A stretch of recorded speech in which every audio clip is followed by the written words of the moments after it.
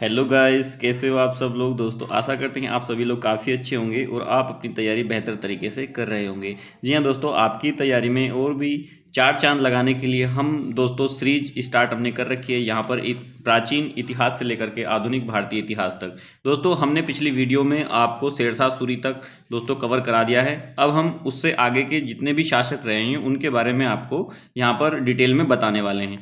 दोस्तों ये hand written notes हैं, पिछली वीडियो की तरह ही हम आपको महत्वपूर्ण कंटेंट देने वाले हैं जो कि आपके एग्जाम की दृष्टि से महत्वपूर्ण रहता है। दोस्तों यहाँ पर सीधे सीधे पॉइंट्स आपको हम यहाँ पर कराएंगे।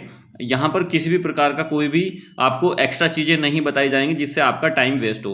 दोस्तों आपने देखा होगा पिछली वीडियो में कि हमने सभी इंपॉर्टेंट पॉइंट्स को आपके सामने रखा है जो कि एग्जाम की दृष्टि से काफ़ी महत्वपूर्ण है और कई बार जो कि आपके एग्जाम में देखने को मिले हैं। दोस्तों ये क्वेश्चन जो हैं, जितने भी क्वेश्चन यहाँ पर बने हुए हैं, ये हैंड रिटन नोट से दोस्तों यहाँ पर सीधे सीधे पॉइंट्स की बात की गई है। चलिए दोस्तों हम इस वीडियो में कवर करते हैं देरी ना करते हुए अकबर महान से। ठीक है, पिछली ही वीडियो की तरह दोस्तों आप यहाँ पर देखेंगे कि अकबर महान का जो यहाँ पर शासन रहा है, आप उसके शासन के बारे में पढ़ेंगे। दोस्तों यहाँ पर 1556 ईस्वी से 1605 ईस्वी तक अकबर महान का शासन रहा है। आप इसके फैक्ट्स के बारे में दोस्तों यहाँ पर जानेंगे। अकबर महान का जन्म 15 अक्टूबर 1542, ठीक है, 1542 को अमरकोट के राणा वीरसाल के महल में हुआ था। दोस्तों ये पॉइंट्स कई बार एग्जाम में रिपीट हुआ है, आप इसको अच्छे से याद रखिएगा क्योंकि दोस्तों इसी तरीके के फैक्ट्स आपके एग्जाम में पूछे जाते हैं। ठीक है, अकबर महान का विवाह 13 अप्रैल 4 मई 13 वर्ष, ठीक है, 13 वर्ष 4 माह की आयु में दोस्तों कलानौर हरियाणा में हुआ था। इसके संरक्षक बैरम खां थे।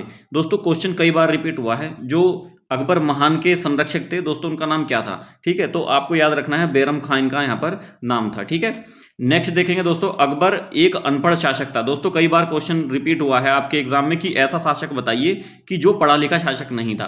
दोस्तों कई बार आपके एग्जाम में आया है, तो आपको क्या क्या मार्क करना है, अकबर महान ही एक ऐसे राजा थे जो कि पढ़े लिखे शासक नहीं थे। ठीक है, और यहाँ पर आप नेक्स्ट फैक्ट देखेंगे दोस्तों, 5 नवंबर 1556 को अकबर और हेमू के बीच पानीपत का द्वितीय विश्व युद्ध हुआ था। दोस्तों 1556 ईस्वी में काफ़ी बार एग्जाम में आया है दोस्तों कि पानीपत का जो द्वितीय विश्व युद्ध हुआ था वो कब, किसके और किसके बीच में हुआ था। ठीक है, आप यहाँ पर बताएंगे दोस्तों 1556 ईस्वी को अकबर हेमू के बीच में पानीपत का द्वितीय विश्व युद्ध हुआ था।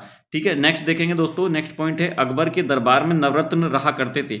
दोस्तों ऐसा क्वेश्चन आपके एग्जाम में कई बार रिपीट हुआ है कि ऐसा शासक बताइए जिसके महल में जो है नवरत्न रहते थे। तो दोस्तों काफ़ी अच्छा क्वेश्चन है, इस फैक्ट्स को आपको क्या करना है, अच्छे से रीड करना है और इसको आपको अच्छे से बताना है। इसका आंसर हो जाएगा दोस्तों अकबर महान। अकबर महान एक ऐसे शासक थे जिसके राज्य में क्या रहते थे, नवरत्न रहते थे। ठीक है, आप सभी लोग जानते हैं कि नवरत्न में कौन कौन थे दोस्तों। ठीक है, चलिए दोस्तों नेक्स्ट फैक्ट देखते हैं। यहाँ पर आएगा अकबर के हाजिर जवाबी कवि बीरबल थे। इनका वास्तविक नाम दोस्तों महेश दास था। दोस्तों कई बार आपके एग्जाम में रिपीट हुआ है ये क्वेश्चन। ठीक है, बीरबल का वास्तविक नाम पूछ लिया जाता है। ठीक है, तो आपको बीरबल का वास्तविक नाम बताना है। यहाँ पर उनका नाम क्या था दोस्तों, महेश दास उनका वास्तविक नाम था। ठीक है, नेक्स्ट देखेंगे दोस्तों, यहाँ पर अकबर के संगीतज्ञ तानसेन थे। ठीक है, ये भी दोस्तों नवरत्न के अंतर्गत ही आते थे, तानसेन और बीरबल ये इस तरीके के। ठीक है, इनका वास्तविक नाम दोस्तों पूछ लिया जाता है, तो आपको इनका वास्तविक नाम भी दोस्तों क्या करना है, याद रखना है।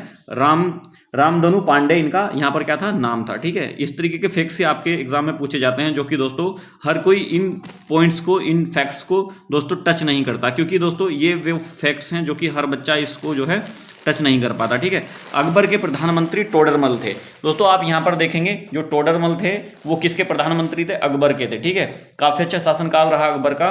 तो आप यहाँ पर देखेंगे जितने भी अच्छे अच्छे यहाँ पर देखेंगे, अकबर हुआ, ठीक है, अकबर के महल में दोस्तों यहाँ पर टोडरमल हो गए, ठीक है, बैरम खां हो गए, और दोस्तों जो तानसेन थे वो इन्हीं के क्या थे दोस्तों, राजमहल में रहा करते थे। नेक्स्ट पॉइंट देखेंगे दोस्तों, अकबर के शासन की महत्वपूर्ण विशेषता मनसबदारी प्रणाली थी। मनसबदारी व्यवस्था अकबर ने मध्य एशिया से सीखी थी दोस्तों। ठीक है, काफी अच्छा फैक्ट से दोस्तों पूछ लिया जाता है कि मनसबदारी जो प्रथा अकबर ने चलाई थी दोस्तों वो कहाँ से उसने सीखी थी। ठीक है, तो आप यहाँ पर बताएंगे एशिया से उसने सीखी थी।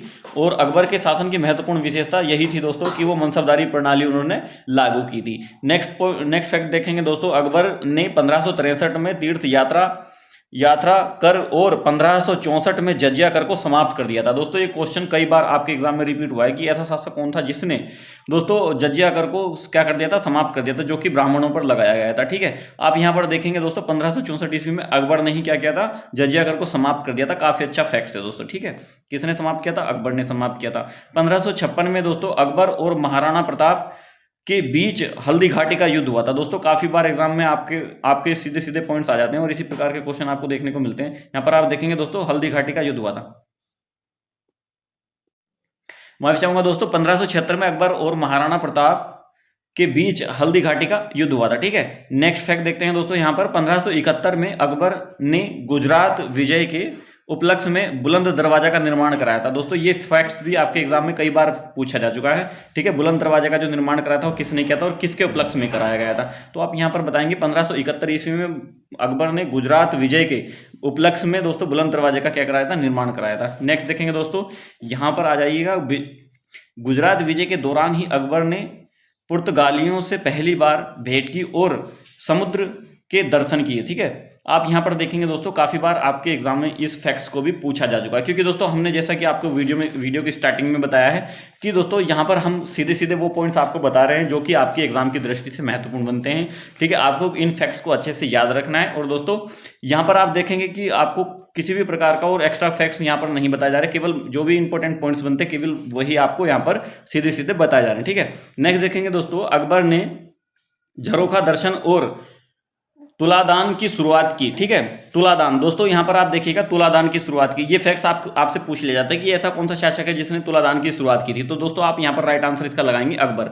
अकबर ने अपनी राजधानी आगरा से फतेहपुर सीकरी स्थानांतरित की थी। दोस्तों ये भी क्वेश्चन कई बार रिपीट हुआ है कि ऐसा कौन सा शासक है जिसने फतेहपुर सीकरी को अपनी राजधानी को आगरा से जो है फतेहपुर सीकरी पर स्थानांतरित कर दिया था। तो दोस्तों यहां पर आप राइट आंसर इसका लगाएंगे कि अकबर यहां पर राइट आंसर हो जाएगा। अकबर ने एक अनुवाद विभाग की स्थापना की थी। ठीक है, ये भी फैक्ट काफी बार एग्जाम में आपके रिपीट हो चुका है कि अकबर ने एक अनुवाद विभाग की स्थापना की थी। ठीक है, नेक्स्ट आप यहां पर देखेंगे अकबर ने जलाली नाम का सोने का सिक्का भी चलाया। ठीक है, आप यहां पर देखेंगे दोस्तों कि जितने भी शासक रहे उन्होंने कोई ना कोई ऐसा सिक्का चलाया है जो कि उसके शासनकाल में महत्वपूर्ण भूमिका उसने निभाई है। ठीक है, तो उसी प्रकार से अकबर ने भी दोस्तों यहां पर जलाली नाम का सोने का सिक्का भी चलवाया था। सिक्कों पर दोस्तों राम और सिया लिखवाया। दोस्तों काफी महत्वपूर्ण क्वेश्चन बन जाता है। आप यहां पर देखिएगा दोस्तों, एक ऐसा शासक जिसने दोस्तों अपने सिक्के पर राम और सिया लिखवाया। ठीक है, तो ऐसा शासक कौन था दोस्तों, यहां पर राजा अकबर ही यहां पर जो है इसका राइट आंसर हो जाएगा। ठीक है, नेक्स्ट देखेंगे अकबर का शासनकाल दोस्तों हिंदी साहित्य का स्वर्ण युग कहा जाता है। काफी अच्छा पॉइंट है दोस्तों, ये कई बार जो है आपके एग्जाम में रिपीट हुआ है कि ऐसा कौन से शासनकाल को दोस्तों यहां पर स्वर्ण युग कहा गया है।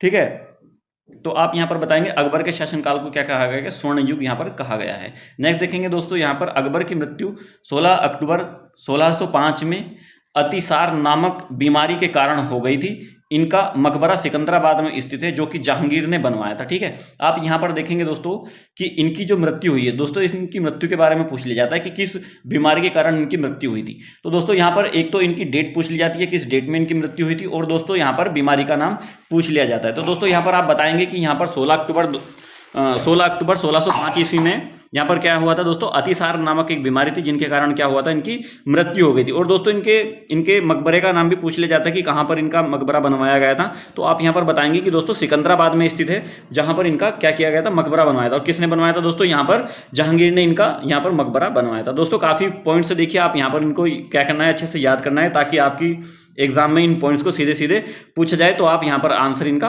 कर सको। ठीक है, नेक्स्ट देखेंगे दोस्तों, इसने 1582 में दीन ए इलाही धर्म चलवाया जिसको मानने वाला पहला और अंतिम व्यक्ति बीरबल था। दोस्तों काफी महत्वपूर्ण क्वेश्चन है दोस्तों, कई बार एग्जाम में आपके देखने को मिला है और बच्चे इसका सही से आंसर कर भी देते हैं, क्योंकि दोस्तों ये कई बार रिपीट हुआ है। ये क्वेश्चन दोस्तों कई बार रिपीट होने के कारण ये काफी एक प्रसिद्ध क्वेश्चन बन चुका है, जो कि आप यहां पर देखेंगे इसने क्या किया था, 1582 में दीन इलाही धर्म को चलवाया। दोस्तों दीन इलाही धर्म से क्वेश्चन पूछ लिया जाता है कि इस धर्म की शुरुआत किसने की और इसका अंतिम और प्रथम व्यक्ति दोस्तों कौन था। तो यहां पर आप बताएंगे दोस्तों बीरबल भी इसका राइट आंसर यहां पर हो जाएगा। ठीक है, नेक्स्ट तक इसका शासनकाल रहा दोस्तों। यहां पर आप देखेंगे कि जहांगीर दोस्तों काफी अच्छे राजा रहे हैं, इनका शासनकाल भी ज्यादा समय तक तो नहीं रहा, लेकिन फिर भी इन्होंने जितना भी शासन किया दोस्तों ठीक ही किया। आप यहां पर देखेंगे दोस्तों जहांगीर के बचपन का नाम दोस्तों सलीम था। दोस्तों इसके बचपन का नाम पूछ लिया जाता है तो आपको क्या करना है, अच्छे से याद रखना है, इनका बचपन का नाम क्या था, सलीम था दोस्तों। ठीक है, अकबर इन्हें प्यार से क्या बोलते थे दोस्तों, शेखू बाबा भी कहते थे, ठीक है।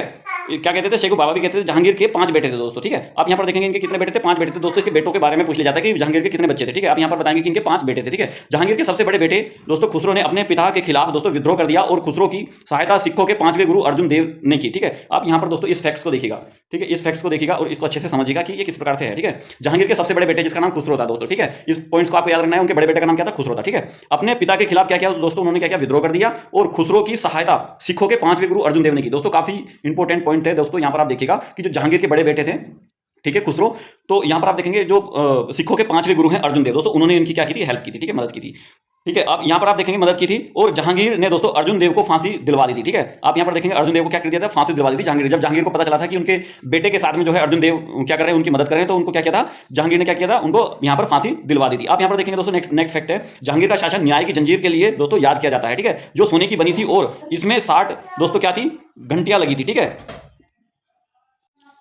ठीक है दोस्तों। और यहाँ पर नेक्स्ट फैक्ट देखेंगे दोस्तों, जहांगीर का शासन चित्रकला का स्वर्ण युग कहा जाता है। दोस्तों ये क्वेश्चन कई बार आपके एग्जाम में देखने को मिला है।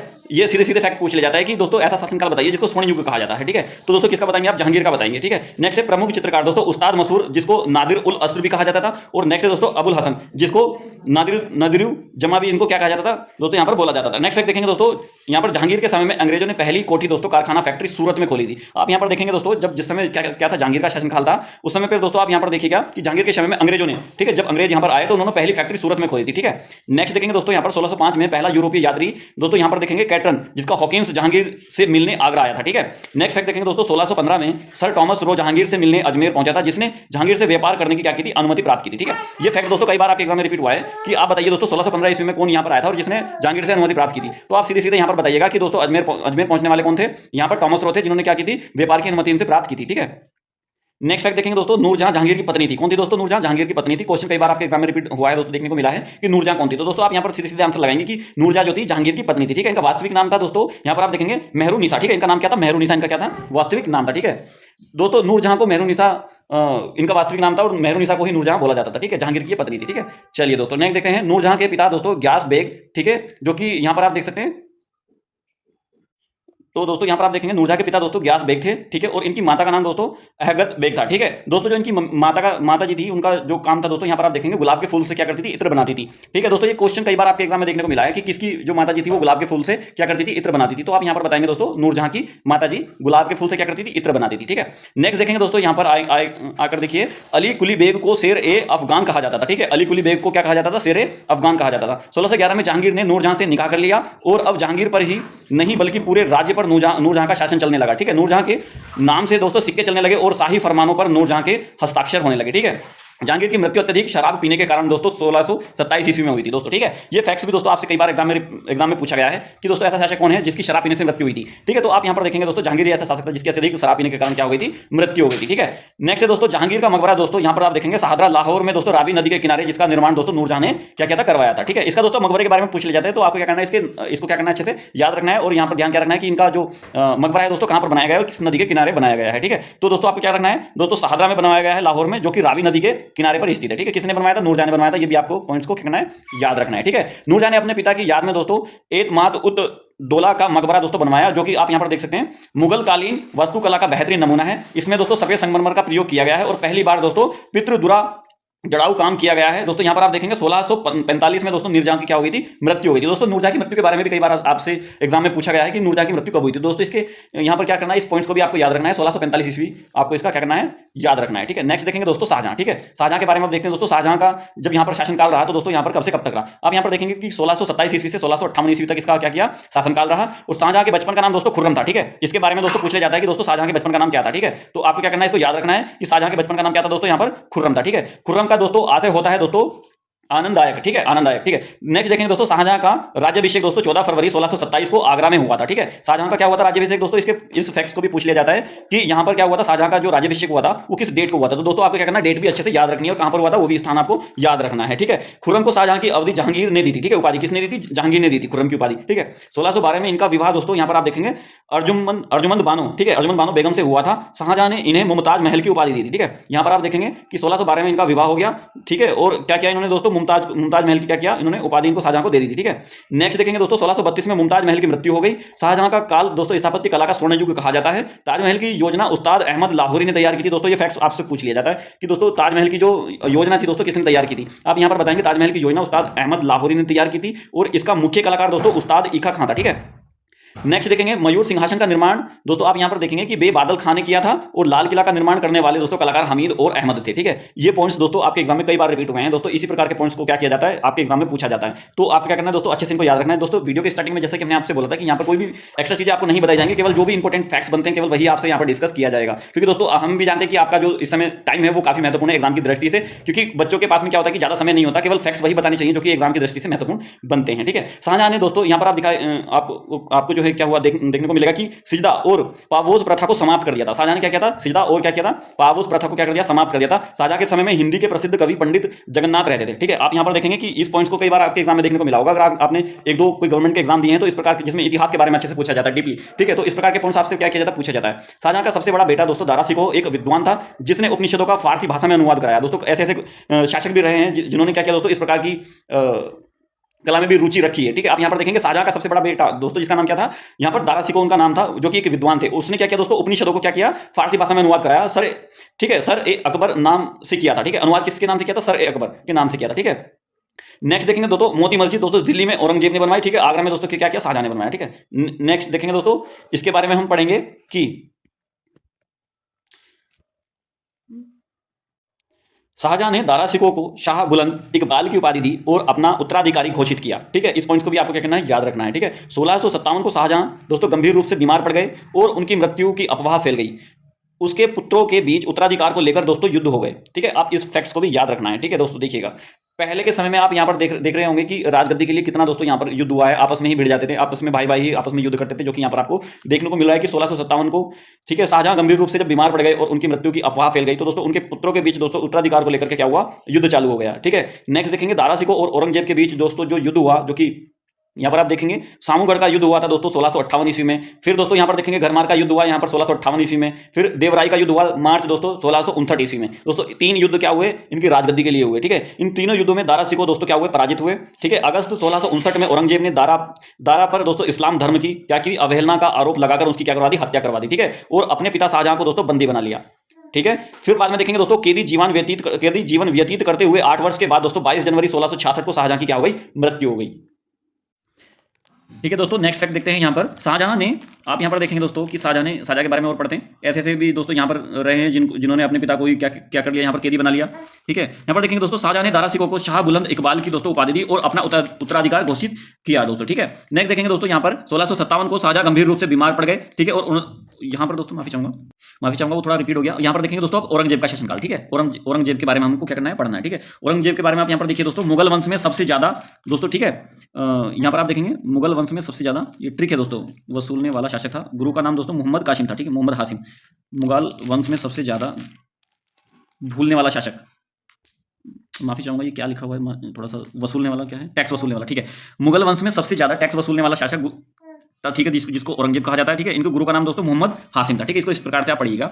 ठीक है, माफी चाहूंगा इसके लिए। और दोस्तों इसके फैक्ट्स के बारे में आप यहाँ पर देखिएगा कि औरंगजेब ने अपना दोस्तों राज्याभिषेक 2 बार करवाया था। ठीक है, क्वेश्चन दोस्तों कई बार आपके एग्जाम में देखने को मिला है कि इस प्रकार से कि ऐसा कौन सा शासक था जिसने अपना क्या किया, राज्याभिषेक 2 बार करवाया था। तो दोस्तों यहाँ पर आपको राइट आंसर क्या करना है, औरंगजेब। ठीक है, पहली बार राज्याभिषेक दोस्तों 1658 में आगरा में हल्दी यहाँ पर देखिएगा जल्दबाजी में हुआ। ठीक है, करवाया था, तथा दूसरी बार दोस्तों इसने क्या किया, अपना राज्याभिषेक 1659 ईस्वी में दिल्ली में दोस्तों सुकून से करवाया था। ठीक है, इसको क्या हुआ दोस्तों, यहाँ पर 1658 में जब इसका राज्याभिषेक हुआ तो इसको क्या हुआ कि जल्दीबाजी में इसका राज्याभिषेक कराएगा, लेकिन जब इसको लगा कि इतनी जल्दीबाजी से इसका राज्याभिषेक नहीं होना चाहिए था, काफी हर्षोल्लास मनाया जाना चाहिए था। ठीक है, तो फिर इसने क्या किया दोस्तों, 1 साल बाद में क्या किया, दोबारा अपना राज्याभिषेक करवाया, जिसमें 1659 ईस्वी में इसने अपना राज्याभिषेक करवाया। ठीक है, आलमगीर। ठीक है, नेक्स्ट औरंगजेब ने दोस्तों जिंदापीर या फिर आलमगीर के नाम से भी जाना जाता था। ठीक है दोस्तों, क्वेश्चन कई बार आपके एग्जाम में देखने को मिला है कि ऐसा कौन सा राजा है जिसको दोस्तों यहाँ पर जिंदापीर या फिर आलमगीर के नाम से भी जाना जाता था। तो यहाँ पर इसका आप राइट आंसर लगाएंगे औरंगजेब। नेक्स्ट फैक्ट देखेंगे दोस्तों पर कि औरंगजेब ने दोस्तों सिखों के 9वें गुरु तेग बहादुर की इस्लाम धर्म स्वीकार न करने के कारण दोस्तों हत्या करवा दी थी। ठीक है, आप यहां पर देखेंगे कि दोस्तों औरंगजेब ने क्या किया, सिखों के दोस्तों जो 9वें गुरु थे, ठीक है नवे गुरु थे तेग बहादुर की दोस्तों इस्लाम धर्म स्वीकार न करने के कारण इनकी क्या करवा दी, हत्या करवा दी थी। ठीक है, औरंगजेब ने हिंदुओं पर दोस्तों जजिया कर पुनः लगा दिया। ठीक है, औरंगजेब ने दिल्ली में लाल किले के दोस्तों भीतर मोती मस्जिद का क्या करवाया, निर्माण करवाया। ठीक है, पूछ लिया जाता है दोस्तों लाल किले के अंदर जो मोती मस्जिद है उसका निर्माण किसने करवाया, तो आपको क्या आंसर देना है, औरंगजेब ने करवाया है। ठीक है, औरंगजेब ने अपनी पत्नी दोस्तों रबिया दुर्रानी की याद में दोस्तों महाराष्ट्र के औरंगाबाद में दोस्तों बीबी का मकबरा बनवाया। ठीक है, ये फैक्ट भी पूछ लिया जाता है कि बीबी का मकबरा कहां पर है और दोस्तों ये किसने बनवाया था। ठीक है, तो आपको क्या करना है दोस्तों, यहां पर याद रखना है कि औरंगजेब ने क्या किया कि अपनी पत्नी की याद में, रबिया दुर्रानी की याद में क्या किया, बीबी का मकबरा बनवाया, जो कि कहां पर स्थित है, औरंगाबाद में स्थित है। काफी बार एग्जाम में रिपीट हुआ है दोस्तों कि बीबी का मकबरा जो है कहां पर स्थित है, तो आपको क्या करना है, याद रखना है, इसका राइट आंसर यहां पर औरंगाबाद लिखना है। ठीक है, बनवाया, जिसने द्वितीय ताजमहल या कला, यहां पर देखेंगे काला ताजमहल के नाम से भी जाना जाता है। ठीक है, ये भी क्वेश्चन दोस्तों कई बार एग्जाम में रिपीट हुआ है कि दोस्तों द्वितीय जो ताजमहल है दोस्तों वो किसको कहा जाता है, तो दोस्तों बीबी के मकबरे को ही कहा जाता है, जिसको काला ताजमहल के नाम से भी जाना जाता है। ठीक है, यहां पर देखेंगे दोस्तों औरंगजेब के समय में मुगल सूबे की संख्या दोस्तों कितनी थी, 20 थी, यानी कि 20 थी। औरंगजेब के समय में हिंदू मनसबदारों की संख्या सबसे अधिक थी। ठीक है, नेक्स्ट देखेंगे इसने अपने दरबार में संगीत वे, ठीक है, पाबंदी लगवा दी, जबकि यह स्वयं वीणा बजाने का शौकीन था। दोस्तों ऐसा क्वेश्चन आप देखिएगा किस प्रकार से घुमा के पूछ लिया जाता है कि ऐसा एक शासक बताइए जो कि शौकीन था, लेकिन क्या किया इसने, क्या किया था, संगीत पर पाबंदी लगवा दी थी अपने राज्याभिषेक में। तो आप यहां पर बताएंगे औरंगजेब एक ऐसा शासन था जिसने संगीत पर पाबंदी लगवा दी थी कि कोई भी संगीत नहीं, ना तो सुनेगा और ना ही उसको क्या किएगा, बजाएगा या कुछ भी करेगा। ठीक है, लेकिन क्या स्वयं क्या था, वीणा बजाने का शौकीन था। देखिए कैसे कैसे शासक रहे हैं दोस्तों। यहां पर देखेंगे इसने झरोखा दर्शन दोस्तों, यहां पर देखेंगे आप तुलादान आदि पर पाबंदी लगवा दी। औरंगजेब ने दक्षिण भारत को जीतने का प्रयास किया लेकिन सफल नहीं हो सका। ठीक है, इस पॉइंट्स को भी आपको क्या करना है, याद रखना है। औरंगजेब भारत को दोस्तों दारुल हर्ब यानी कि काफिरों का देश कहता था। ठीक है, पूछ लिया जाता है दोस्तों कि ऐसा कौन सा शासक था जिसने दोस्तों क्या किया, भारत को दोस्तों क्या किया था, काफिरों का देश कहा था, तो दोस्तों ऐसा जो शासक था औरंगजेब ही था। ठीक है, इसे दारुल इस्लाम यानी कि इस्लामों का देश बनाना चाहता था। ठीक है, 1707 में इसकी मृत्यु हो गई और इसे दौलताबाद में क्या किया, दफनाया गया। दोस्तों यहां पर ये क्वेश्चन पूछ लिया जाता है इस प्रकार से कि दोस्तों यहां पर औरंगजेब की मृत्यु कब हुई और इसको कहां पर दफनाया गया। ठीक है, तो आपको क्या करना है दोस्तों, दौलताबाद इसका राइट आंसर करना है, और अगर डेट पूछ ली जाए तो 1707 ईस्वी इसका राइट आंसर करना है। हे दोस्तों आपको क्या करना है, आप यहां पर देखिएगा मुगल साम्राज्य 1526 से 1857। ठीक है, ये चीजें हमने आपको यहां पर कवर करा दी हैं। ठीक है, आपको क्या करना है, इसको अच्छे से क्या करना है, इसका स्क्रीनशॉट लेके इसको पढ़ना है। ठीक है, क्योंकि दोस्तों अगर हम इसको फिर से रिपीट करेंगे तो क्या होगा कि इसमें थोड़ा वीडियो लेंदी हो जाएगा, तो हम ये नहीं चाहते कि आपका तो समय थोड़ा वेस्ट हो। तो आपको क्या करना है, इसको या तो फिर आप वीडियो को पॉज कर लीजिए या फिर इसका स्क्रीनशॉट लेके आपको क्या करना है, इसको अच्छे से रीड करना है, आपका यहाँ पर रिवीजन हो जाएगा। ठीक है, आप यहाँ पर देखेंगे दोस्तों जो भी चीजें हमने यहाँ पर कवर कराई है वो सभी आपको यहाँ पर देखने को मिल जाएगी। नेक्स्ट वीडियो में दोस्तों हम यहाँ पर वर्धन वंश यानी पुष्यभूति शुंग के बारे में आपको बताएंगे। ठीक है, जो कि इसी प्रकार से महत्वपूर्ण जो केवल पॉइंट से वही चीजें हम सारी आपको यहाँ पर बताने वाले हैं। ठीक है, तो दोस्तों ये हैंड रिटन नोट्स आपकी सेवा में दोस्तों, आप यहाँ पर जो है क्या करना है, इसको वीडियो को अच्छे से वॉच करना है। अगर आपको एक बार में समझ में नहीं आता है तो प्लीज आप एक बार रिपीट और कर लीजिएगा, तो आपके यहाँ पर जो है दोस्तों याद हो जाएगा। ठीक है, मिलते हैं दोस्तों नेक्स्ट वीडियो में, तब तक के लिए जय Hind, thank you so much, thank you for watching. अगर आपने वीडियो में दोस्तों नए हैं तो आप प्लीज इस चैनल को सब्सक्राइब जरूर कर दीजिएगा, क्योंकि दोस्तों आपका केवल एक सब्सक्राइब हमें मोटिवेट करता है आपके लिए और भी अच्छी मेहनत और भी अच्छा कंटेंट देने के लिए। ठीक है, thank you so much, thank you for watching. मिलते हैं नेक्स्ट वीडियो में, तब तक के लिए जय हिंद।